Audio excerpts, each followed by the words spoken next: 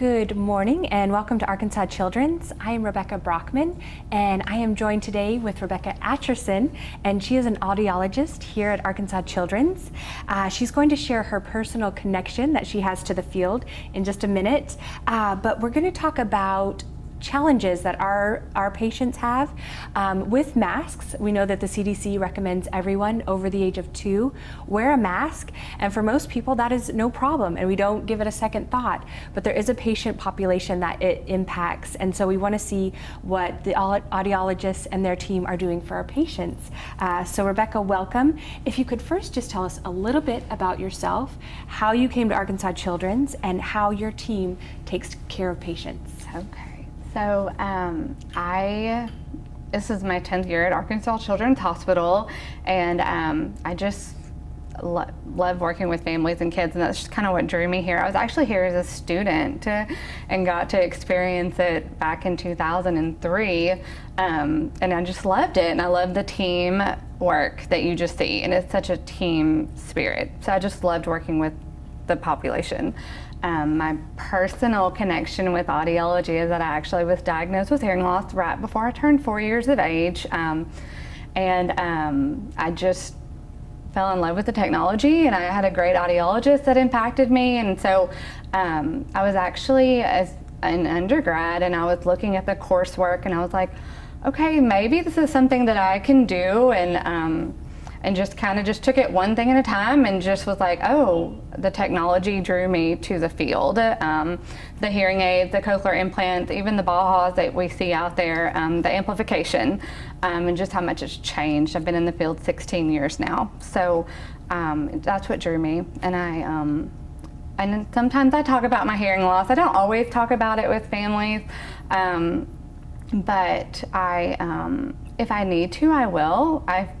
You know, a lot of times they'll say something and I'll be like, I actually understand that. And if it opens it up to share it, I do. But a lot of times I just like show empathy with that family and say, I get that, I get how you feel. So I get to share that with families sometimes. Sometimes, you know, other audiologists will bring me in if they need me to. Parents like to see a successful adult with hearing loss out there and know that that could be their child too one day. So, and that, you know, that's what I try to do. I don't always share with families, but sometimes I do. Well, thank you for sharing with us. I know that's part of your personal story, so thank you. Tell us, because we've become a masked population now because of COVID, what exactly happens, I guess the difference in hearing when you put on a mask for someone who has hearing loss? So for me, when we first started wearing masks, it, you know, changed. It made everything sound muffled, and I had to work just a little bit harder. I do not use lip reading, so I am not, you're like a lot of people that use lip reading, it's a little bit different. I mean, yes, I rely on facial expressions to like know if their tone, maybe if they're being sarcastic with me or not, but I am not a lip reader. So for me, it like just made everything sound muffled and not clear, and I found myself having to work harder. Having to like really focus and like just listen harder, and so that's just one thing that for me that I had to figure out how I was going to adjust and ask what kind of questions I would ask.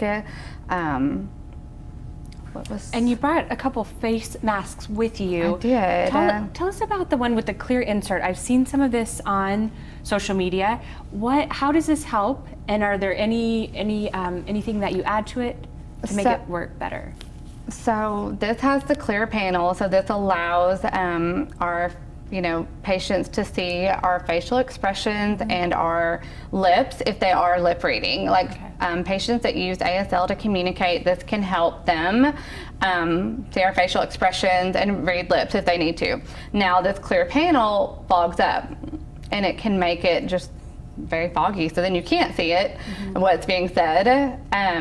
You can use like an anti-fog spray. I've heard of using shaving cream. Sometimes if you just use, but of course this can't get wet because this is just paper, but the ones that people are making out there, I think that's what people are doing, is washing with like you can use like soap water to kind of wash, but it doesn't last all day. So if we're wearing these all day, you are going to redoing it, like reapplying it.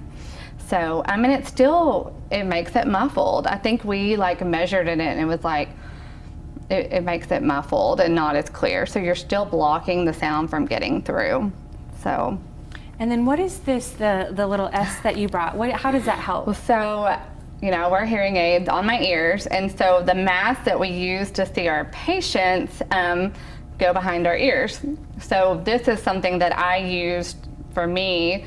So I put it underneath my hair so it doesn't have to be on my ears, so I'm not sore. And anybody can use something like this, but it was one thing that I modified so that I wouldn't have to put so much on my ears, because during the day we use a headset to test our patients. That's one of the things that I'm putting on our ears, my ear, every day, on and off. And so I just was trying to not make my ears so sore. So this is something that I actually ordered off Etsy, and it's a little acrylic piece and it can be wiped down. So that was kind of the appeal. Mm-hmm. There's been different things that are out there made with like yarn and string, and I think there's even a plastic piece that I've seen, but this just works the best for me.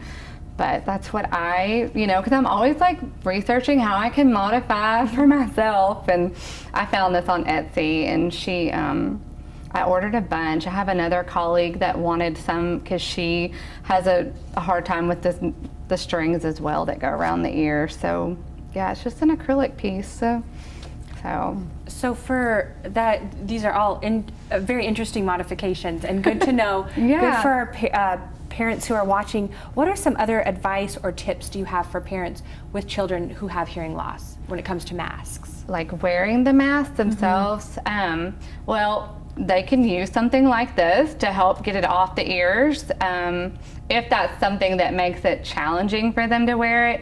There's also other kinds of masks. Like this is the one that goes around, but you can modify it to go around your head so that it's not on the ears. And that's one thing that you can do to modify a mask. I've seen some of my friends whose kids have hearing loss modify, and that's the one I prefer. My mom actually made me, I think I have two like that, and that's the one I prefer to wear when I'm walking into the hospital with. I don't, sometimes I'll wear this one with this clip, but I prefer the one that goes around my head. When I'm out and if I have to go to a store, that's the one I wear. It's the one that doesn't go around my ears. It's just less tension, and I think that that's one thing you can do. And I think just talking to your kids prior, one of the things we were talking about the school year, is just telling them that you're probably going to see more masks, and that it's not scary. It's to protect them,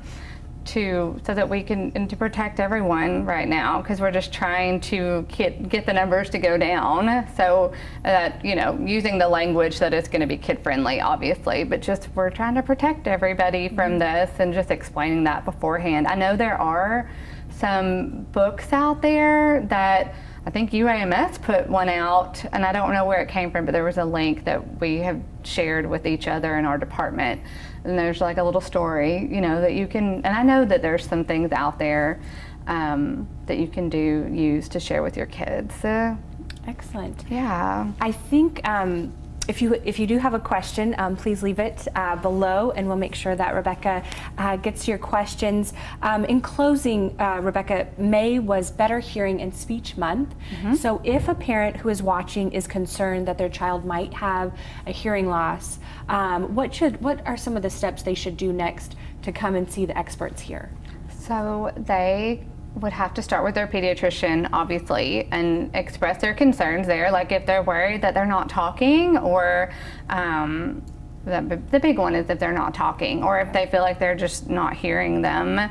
Obviously, we always listen to the parents' concerns and want to help them alleviate their concerns before they leave. But talk to the pediatrician, and they usually have to make the referral to Audiology, so that we can do a hearing test, and we can have different things that we can do depending on their age to help rule that out for them. And then if there is hearing loss, then we would take the appropriate steps to help treat that, whether it's a permanent or a temporary type hearing loss, would kind of help us know where to refer. If it's not hearing, then we would advise them to go back to their pediatrician and ask them what the next step is, whether it's getting a speech and language evaluation or other developmental evals. Then we would recommend they go back to the PCP so that they know, they'll tell them where to go next. Okay. That's excellent advice. Thank you again for sharing your story and personal connection. Thank you all for watching. Again, if you have a question, please leave it below. Continue to wear your mask, wash your hands, and please stay safe.